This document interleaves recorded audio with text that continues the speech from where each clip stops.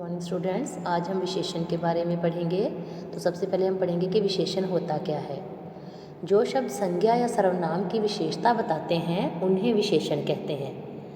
जो शब्द विशेषता बताते हैं उन्हें क्या कहते हैं? विशेषण। और जिनकी विशेषता बताई जाती है उन्हें कहते हैं विशेष्य। जैसे गोरा, काला, अच्छा, बुरा, सुंदर, मीठा। उदाहरण, आसमान का रंग नीला है। इसमें नीला जो है वो विशेषण है और आकाश जो है वो विशेष्य है, क्योंकि नीला शब्द आकाश शब्द की विशेषता बता रहा है। आकाश शब्द क्या है? संज्ञा है।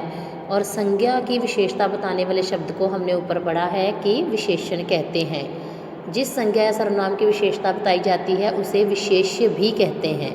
इस प्रकार आकाश एक विशेष्य है और नीला शब्द उसकी विशेषता बता रहा है, इसलिए वो विशेषण है।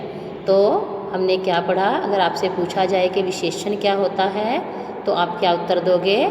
जो शब्द संज्ञा या सर्वनाम की विशेषता बताते हैं उन्हें विशेषण कहते हैं, या फिर जो शब्द विशेषता बतलाते हैं उन्हें विशेषण कहते हैं, तथा जिसकी विशेषता बताई जाती है उन्हें हम कहते हैं विशेष्य। आगे भी उदाहरण है, मोहन एक अच्छा लड़का है। इसमें अच्छा क्या है? विशेषण, क्योंकि वो मोहन की विशेषता बता रहा है, तो मोहन विशेष्य है तथा अच्छा शब्द विशेषण है। तो हमें क्या पता चला विशेषण के बारे में। अब आगे हम विशेषण के भेदों के बारे में पढ़ेंगे। विशेषण के मुख्य रूप से 4 भेद होते हैं। कितने भेद होते हैं विशेषण के? 4। पहला है गुणवाचक विशेषण, दूसरा परिमाणवाचक विशेषण, फिर संख्यावाचक विशेषण तथा लास्ट में सार्वनामिक विशेषण। इस प्रकार से विशेषण के मुख्य रूप से 4 भेद होते हैं। गुणवाचक विशेषण, जिसमें संज्ञा सर्वनाम के गुण की बात की जाती है। परिमाणवाचक विशेषण में उसके परिमाण या फिर नाप तोल के बारे में बताया जाता है। संख्यावाचक विशेषण संख्या के बारे में बताता है तथा सार्वनामिक संज्ञा से पूर्व वाक्य उसकी विशेषता बताते हैं। सबसे पहले हम गुणात्मक विशेषण या गुणवाचक विशेषण को विस्तार से पढ़ेंगे। तो गुणवाचक विशेषण या गुणात्मक विशेषण क्या होते हैं? जो शब्द संज्ञा या सर्वनाम के गुण, धर्म, स्वभाव आदि का बोध कराते हैं उन्हें गुणवाचक विशेषण कहते हैं। जैसे अच्छा, पुराना, झूठा, सफ़ेद आदि। इसके उदाहरण देखेंगे। गाय का रंग सफ़ेद है। मंजू का घर पुराना है। वे लड़के झूठ बोलते हैं। मोहन बहुत मोटा लड़का है।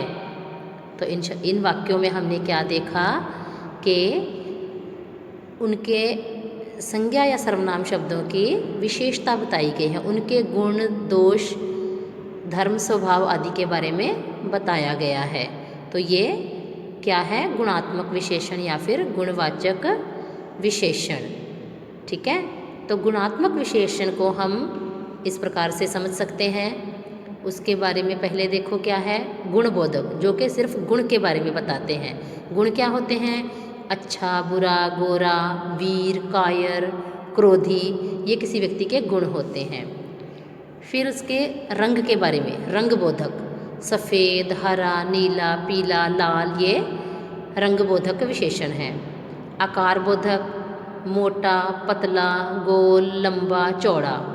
कालबोधक, नया, पुराना। कालबोधक मतलब समय बताते हैं जो। तो इसमें हमें गुणवाचक विशेषण जो है उसमें हमें बहुत सी बातों के बारे में पता चलता है। रंग, गुण, आकार, काल आदि के बारे में। ठीक है ना। जैसे हमने पहला ही सेंटेंस पढ़ा था, गाय का रंग सफ़ेद है, तो वो क्या है? रंगबोधक विशेषण। आगे हम नंबर 2 पर पढ़ेंगे संख्यावाचक विशेषण। तो संख्यावाचक विशेषण क्या होता है? जो शब्द संज्ञा या सर्वनाम की संख्या का बोध कराते हैं, उसकी संख्या बताते हैं, उसे कहते हैं संख्यावाचक विशेषण। जैसे 10 किताब, 4 मित्र, कुछ छात्र, कई लोग, 7 दिन, 10 वर्ष। इन शब्दों में हम क्या देख रहे हैं, संख्या आ रही है, हर एक शब्द में संख्या है। किताबें हैं तो वो कितनी है, 10 है, न कम है न ज़्यादा, तो ये संख्यावाचक विशेषण होते हैं। उदाहरण देखिए, मेरे पास 10 किताब हैं, प्रॉपर गिनती बताई है 10 किताबें, ठीक है ना। मंजू के 4 मित्र हैं, क्या बताया गया है, गिनती बताई गई है 4। मंजू के मित्र हैं वो कितने हैं, 4। कई लोग वहाँ पर हैं, तो यहाँ पर भी गिनती ही बताई गई है, पर वो गिनती निश्चित तौर पर नहीं बताई गई कि कितनी है, पर बताया गया है कि कुछ लोग हैं, कई लोग हैं। कुछ छात्र आज विद्यालय नहीं आए, यहाँ पर कुछ शब्द जो है वो भी संख्यावाचक ही है। तो संख्यावाचक विशेषण जो है उसे हम 2 भागों में बांटते हैं, निश्चित संख्यावाचक तथा अनिश्चित संख्यावाचक। निश्चित संख्यावाचक जैसे 10 किताब, 4 मित्र, 10वां भाग। तो अनिश्चित संख्यावाचक कुछ छात्र, कई लोग। इसमें अनिश्चित संख्यावाचक में कुछ कई शब्द आए हैं जो कि निश्चित तौर पर नहीं बताते कि कितने छात्र। कई लोग में ये नहीं बताया, लोगों की बात की गई है, पर ये नहीं बताया कितने लोग, कई लोग, बहुत से लोग, प्रॉपर गिनती नहीं बताई गई, इसलिए ये अनिश्चित संख्यावाचक है। जब निश्चित संख्यावाचक हो तो उसमें प्रॉपर गिनती बताई जाती है, ठीक है। तो संख्यावाचक विशेषणों को हमने कितने भागों में बांटा, 2 भागों में, निश्चित संख्यावाचक तथा अनिश्चित संख्यावाचक विशेषण। डिफरेंस क्या है, निश्चित संख्यावाचक में गिनती बताई जाती है और अनिश्चित संख्यावाचक में गिनती नहीं बताई। आगे है सार्वनामिक विशेषण। 3rd नंबर पर हमारे पास है सार्वनामिक विशेषण। तो सार्वनामिक विशेषण कौन से होते हैं, वे सर्वनाम जो किसी संज्ञा की ओर संकेत करते हैं उन्हें हम कहते हैं संकेतवाचक विशेषण या फिर सार्वनामिक विशेषण। उदाहरण देखिए, यह किताब हिंदी व्याकरण की है, वह आदमी घर जा रहा है, ये किताब किसकी है। इन वाक्यों में यह, वह, ये सर्वनाम शब्द है। आपको सर्वनाम के बारे में मालूम है, आपने पहले सर्वनाम पढ़ा है। यह, वह, ये शब्द जो है वो क्या है, सर्वनाम, परंतु ये इशारा कर रहे हैं, संकेत कर रहे हैं। पहला ही सेंटेंस देखिए, यह किताब हिंदी व्याकरण की है, तो इसमें यह जो शब्द है वो किताब की ओर संकेत कर रहा है, किताब की ओर इशारा कर रहा है। तो ये शब्द क्या है, संकेतवाचक या फिर सार्वनामिक विशेषण।